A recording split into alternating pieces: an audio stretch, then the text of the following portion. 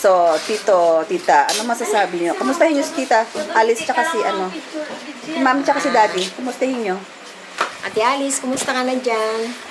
Ito, kung kami naman tanungin nyo, mabuti naman kami. Salamat naman, nakadalaw si, Cynthia. Si Cynthia, sorry. Nakadalaw siya sa amin. Malaking bagay na nagkita-kita kami. Ngayon ko lang siya nakita eh.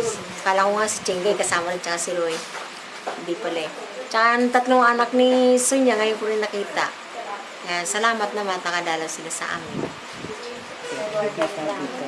Tito, ano masasabi mo? Kuya, kumusta ka naman? Malakas pa ba?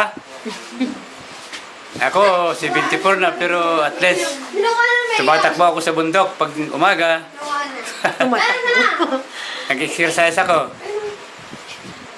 Kasi para lumakas ang ating katawan, hindi natin, para huwag tayong makupan sa ating mga katawan natin. Hindi lang masasabi, kuya, sana ikaw ay humaba pa rin ang buhay para na magkita-kita pa tayo kung sakali. Okay? Si Ate Alice, isa pa rin. Ate Alice, maraming salamat sa iyo. At nakadalaw si Kuan dito, yung ating si Cynthia. Cynthia ba?